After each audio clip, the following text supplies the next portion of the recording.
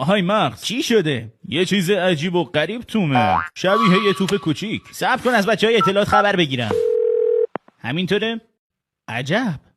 ممنونم. یه خبرایی دارم، باید مراقبش باشیم چون یه بچه است. بچه چقدر نازه. وای بچه ها واقعا دارم هورمونای زیادی دریافت میکنم و از پس این همه ترافیک به تنهایی بر نمیام. دارم کنترلمو از دست میدم و انگار همه این غذاها میخوان بیان بیرون. آروم باشید، فقط کافی یکم بالا بیاری همه چی رو به راه میشه. 3 ماهه دوم.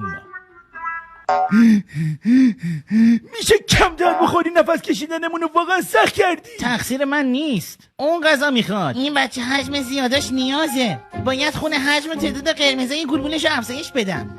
آهای مغز، ما واقعا به نیاز آهن داریم. نمیتونم کاری کنم، آهن نداریم، بچه‌مون همشو خورده. آی خدا چقدر سخت پمپاژ این همه خون. ای سعی کن رگام و سرخ رگامو پاره نکنی وگرنه به دردسر بزرگی میافتیم. من گرسنم بچه‌ها. گوشتش برای من، وایسه خونش هم برای مامانم.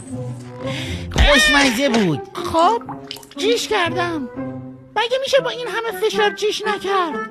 3 ماهه سیوم.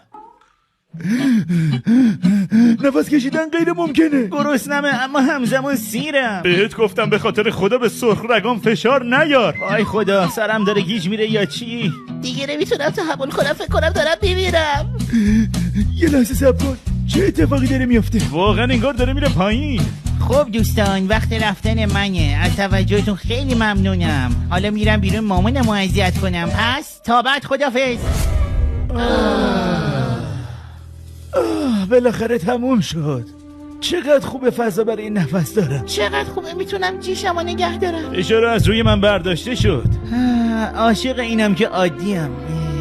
آهای مغز، یادته یه بار اون چیز عجیب و غریب توی من بود؟ آره چطور؟ چون الان یکی دیگم هست.